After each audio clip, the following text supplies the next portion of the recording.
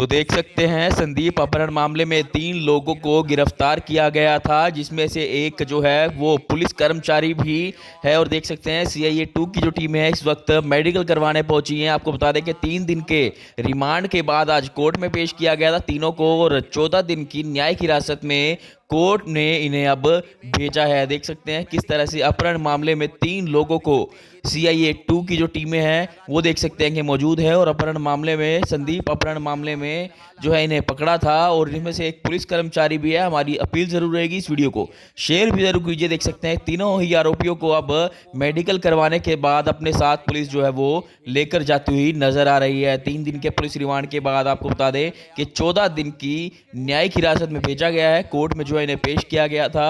हमारी अपील रहेगी इस वीडियो को शेयर भी जरूर कीजिए। मांगी गई थी किडनैप करने के बाद। एक्चुअली क्या है, दिनांक 4/1/2025 को एक संदीप कुमार नाम का व्यक्ति था। वो हरियाणा रोड में बतौर ड्राइवर भी काम करता था, लेकिन अब वो उन्होंने विदाउट पे हो रखा था और वो विदेश भेजने का काम करता था बच्चों को, एजेंट काम करता था। जो संदीप नरवाल था उन्होंने रोडवेज में भी नौकरी करता। पहले नौकरी करता, लेकिन अब विदाउट पे था। अब अच्छा जी। रोडवेज से विदाउट पे चल रहा है, काफ़ी दिन से ड्यूटी पे नहीं आ रहा था। तो विदेश भेजते थे। अब वो एजेंट का काम करता था, बच्चों को विदेश भेजता था। तो इन्होंने जो एक मुलजिम है इसमें, हमारा पुलिस कर्मचारी नरेंद्र अपने भाई को विदेश भिजवाने के लिए करीब 1 साल पहले इसके पास आया था, लेकिन किसी कारणवश इसके पैसे का जुगाड़ नहीं हो सका। लेकिन इसके टच में रहता था, वो उसके घर बार देख रखा था संदीप का, और जानकारी थी संदीप से। बाद में उसने देखा कि संदीप ने तो कुछ ही समय में जो बहुत ज़्यादा प्रॉपर्टी बना ली है, ज़मीन भी खरीद ली है, और काफ़ी मोटी मोटी चाने का करोड़पति आदमी हो गया है। तो ये जो हमारा पुलिस कर्मचारी है ये ऑनलाइन सट्टा लगाता था मैचों पे, जिस कारण जो नरेंद्र है, और जिस कारण बहुत ज़्यादा पैसों की देनदारी थी लोगों की।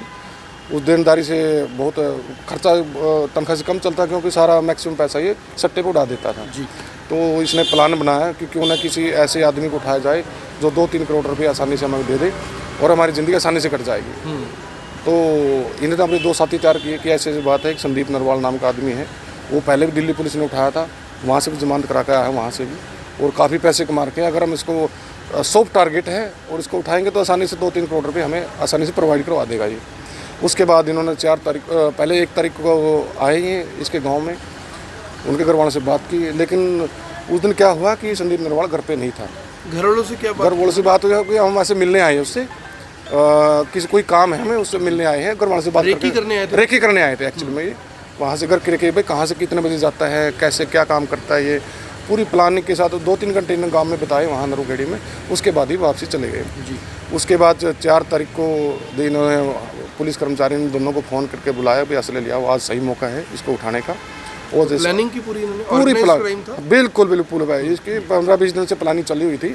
बस ये टाइम लगा रहे थे भाई हमें मौका कब मिले जी।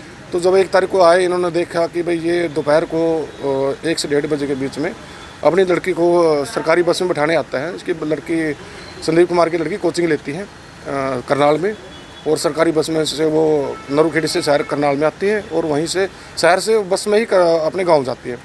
ये दिन में 1 से 1:30 बजे के बीच में अपनी लड़की को बस में बैठाने आता है। तो इन्होंने प्लान के मुताबिक 4 तारीख को अपनी गाड़ी को, पहले अपनी गाड़ी है जो आरोपी अक्षय कुमार की है, इसके नाम पर रजिस्टर्ड है।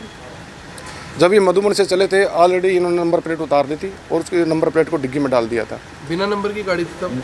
उस टाइम जब गाँव में आए उधर नंबर प्लेट ना आगे से ना पीछे थे इसके। और प्लान के मुताबिक इन्होंने बस स्टैंड के पास अपनी गाड़ी को लगा दिया।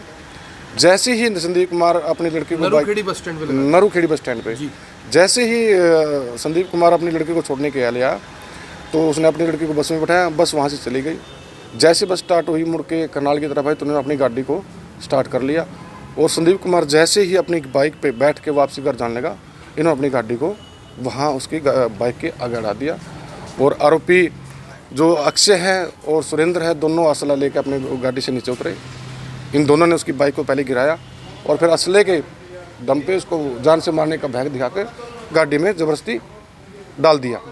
और डाल के आरोपी सुरेंद्र उसके गाड़ी के पीछे बैठ गया, और जो पुलिस कर्मचारी है वो आगे हमारी कंडक्टर सीट पे बैठे, और आरोपी अक्षय ने गाड़ी चलाई। वहाँ से बड़ी स्पीड से ये वहाँ से उस बंदे को किडनैप करके ले गए। बाद में उसकी इन्फॉर्मेशन पुलिस के पास आई, पुलिस ने बड़ी तत्परता से माने। फिरौती भी मांगी थी अभी हमारे पास इन्फॉर्मेशन आई है, ये नहीं था कि किडनैप किसने किया जी। तो उसके करीब 1 घंटा बाद फिरौती की कॉल आई। इन्होंने बताया कि हमने इसको किडनैप कर लिया है और 2 करोड़ रुपए का इंतजाम कर लो। हमारे माननीय पुलिस अधीक्षक करनाल ने बड़ी समझ और सूझबूझ से का परिचय देते हुए अलग अलग टीमों का गठन किया। सख्त हिदायत थी कि जिस बंदे का किडनैप किया है उसको कुछ नहीं होना चाहिए जी। पहली प्राथमिकता उसको सही सलामत बरामद करने की थी। प्लान के मुताबिक हर जगह नाकाबंदी हुई। ये उसके बाद इन्होंने जींद इलाके में जाके फिर से कॉल किया कि भाई पैसे का जुगाड़ करो। उन्हें कहा मैं 2 करोड़ का जुगाड़ नहीं हो सकता। उन्होंने कहा कि आप 1.5 करोड़ रुपये कर दो, 1.5 करोड़ में हम काम चला लेंगे, आपके बच्चे को सही सलामत छोड़ देंगे। जब ये उसके बाद ये आरोपी संदीप कुमार को ले जाए गुहाना गए, वहाँ गाँव के इलाके में घुमाते रहे इसको। और संदीप कुमार के पापा से जो संदीप कुमार की सिम थी उसी सिम को अपने नए फ़ोन में डाल के उसी से कॉल कर रहे थे, फिरौती मांग रहे। लास्ट में जब वो बात नहीं बनी तो उनकी 80 लाख में बात तय हो गई कि 80 लाख रुपये संदीप कुमार का पापा देने को तैयार हो गया। और प्लान के मुताबिक इन्होंने कहा कि आप असंध आ जाओ, असंध पैसे लेकर आ जाओ, असंध में इसको आपके हवाले कर देंगे और पैसे ले जाएंगे।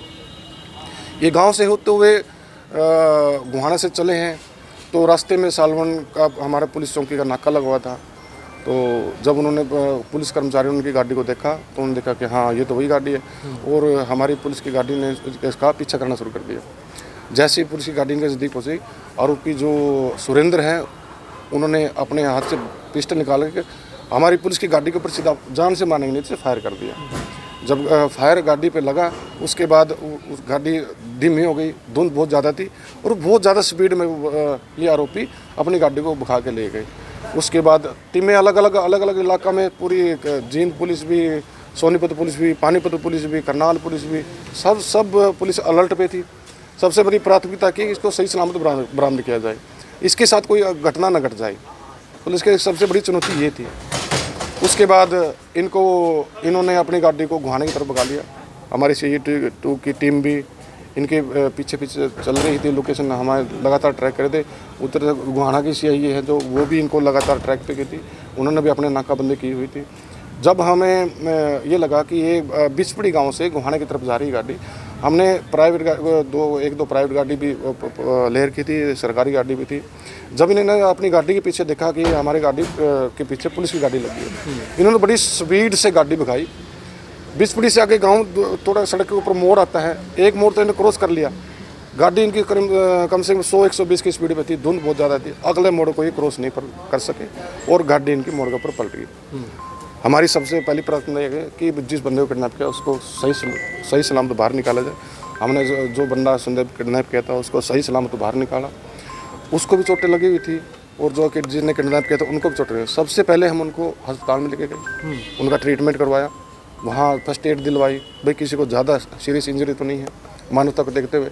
उसके बाद इनको जब कि ये श्योर हो गया कि ज़्यादा सीरियस इंजरी नहीं है तो हमने इनको नियमानुसार गिरफ्तार किया। वहाँ भी कोई फायर किया सर इन्होंने जब पकड़े गए थे? नहीं, वहाँ कोई फायर नहीं किया, वहाँ कोई फायर नहीं किया। जो एक्चुअली क्या हुआ था, जब सालवन पुलिस चौकी की टीम पे इन्होंने फायर किया था तो जो चैम्बर में इनका जो खाली खोल था वो फंस गया था, तो दोबारा पिस्टल कोक नहीं हो रही थी वही इनकी, तो इसलिए दोबारा फायर नहीं कर सके। वहाँ पे गाड़ी पलट गई थी। हाँ, गुहाना मोड़ पे वहाँ गाड़ी पलट गई। हमने तो इनको सभी को सकुशल बाहर निकाला और ट्रीटमेंट के बाद इनको क्या बरामद हुआ सर इनसे? मौका से गाड़ी से ही एक पिस्टल है 32 बोर की, 2 जिंदा रोन थे उसके मैगजीन के अंदर, एक चला हुआ खोल था, एक 315 बोर का कट्टा था, एक जिंदा रोन था। उसके बाद उसी गाड़ी से जिस गाड़ी में किडनैप किया था वो सिम कार्ड भी बरामद हुई जिससे इन्होंने फिरौती मांगी। सर इनकी क्रिमिनल हिस्ट्री भी है सुरेंद्र की कोई? जी, सुरेंद्र के ऊपर 7 से 8 मुकदमे दर्ज है, लूट, डकैती, हत्या का भी पर्चा दर्ज है, हत्या का प्रयास का।